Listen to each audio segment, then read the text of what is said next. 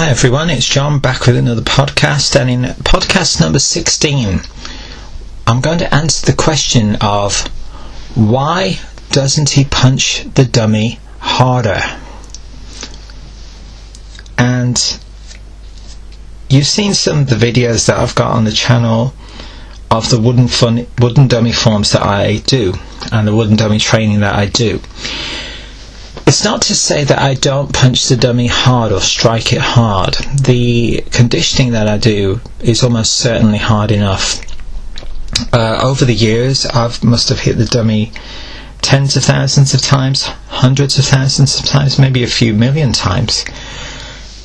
And there's simply no need to hit it with full force. There's a slight disclaimer: my dummy is not fixed to the ground, therefore I have to be a little bit more careful with it when I'm striking it. But for those of you who have a dummy and it's not fixed to the ground, you can weight it down with some sandbags or some weights or dumbbells, and it'll be more stable. I'm talking about the spinning wooden dummy predominantly, because most of the modern wooden dummies have a base, a fixed wooden base, which is very strong and sturdy.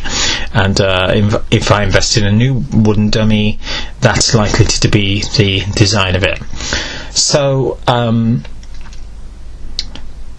here's the thing: I will be uploading other videos that show me hitting the dummy a bit harder, but it has to be in a context. For example, there is some training that I do where I'm hitting the dummy with pack sows and bon sows and heel kicks really hard. And because you're hitting them that hard, you can't necessarily keep that intensity up. The dummy's going to impact on you if you do.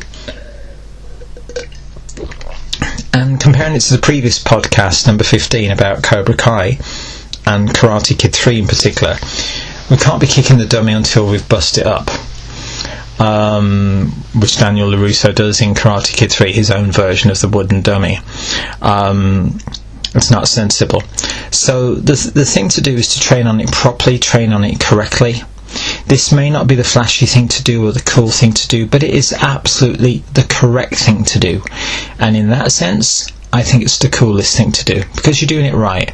You're doing it the way it should be done. And good dummy training, like kicks, like punches, is based on good stance and good footwork and good body positioning and good understanding of distance control. Get all those down, then the hand work, the footwork with the kicks are going to, be seamless. It's going to be so easy to do. So the answer to that question, when I've heard it in the past, when other people, these are not people who were students of mine, but they are people who know students and have watched students' videos, either with me sparring with them or practicing on the wooden dummy. Now, to everyone in martial arts, all my brothers and sisters in martial arts, we're all entitled to our own opinions. So if you think that I am full of it and that I don't know what I'm talking about, you're absolutely entitled to that opinion. But it doesn't necessarily mean that you're right. This is just my approach, and I do what works for me, and it does work for me. I know that because if I did contact someone into the face with a pack sow or applied a bon sow to their jawline, they're going down. And that is because I have worked on this not only against the dummy, but I've done countless hours, I don't know how many hours over the years of sparring. It's been a lot. So you'll know that if you're doing Wing Chun or you're doing Jeet Kune Do, you've got to pull the shots, because you'll end up knocking out everybody. And then people will be listening to this and thinking, well, no, that's not necessarily true. I've seen some videos of why Wing Chun doesn't work or why Jeet Kune Do doesn't work. This is the thing: you've got to find a fighting style that works for you, not a style that's out there already working for you. What I mean by that is that if you are meant to do Wing Chun and aligned to Wing Chun, you'll do that. If you're meant to do Taekwondo, you'll do that, and you'll be the best that you can be at it. You might still run into someone else performing another style, and they'll beat you. It only means that they beat you in that moment, on that occasion. That's all it means. It's nothing to quit martial arts over or get too upset about, although, you know, defeats are a lot of fun when they occur. But if you train right and you've got a good instructor and a solid syllabus, the defeats will be hopefully kept to a minimum and you'll come out on top most of the time.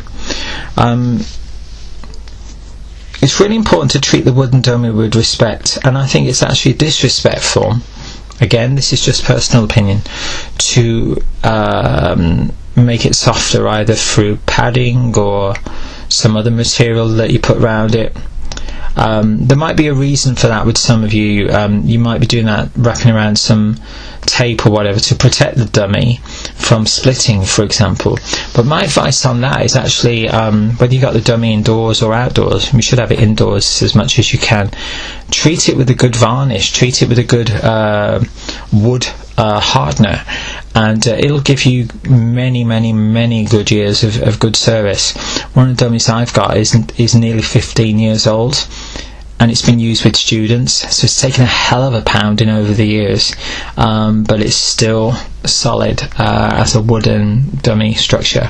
I've replaced one arm and the leg on it in the past, so they aren't the original ones that I've got on it currently, but it's simply because they broke after performing some moves on it. It wasn't a student that broke it, I actually broke it, but no doubt they got weakened over the time.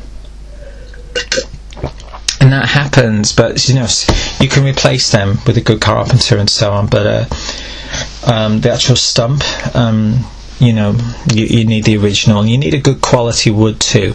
That's how you know when you punch it, it would potentially hurt your hand or your leg if you did it incorrectly. So do treat it with respect, do train on it properly. Look at some of the conditioning videos that I do. If you've got any comments on those, let me know in the comments whether they're good, bad or indifferent. I'd like to hear from you. There are other conditioning rounds that I do above the 36 that I perform on YouTube. If you go to my website, you can subscribe to the upcoming online course available from end of May 2019. And I've started adding in the other conditioning rounds that we do, which will be very interesting for those of you who want to learn martial arts, who are learning martial arts but want to look at maybe another teacher's style of teaching and see how it might work for you. So that's it. I'm going to wrap up this one, and I say thank you very much for listening, and I'll see you next time. Take care.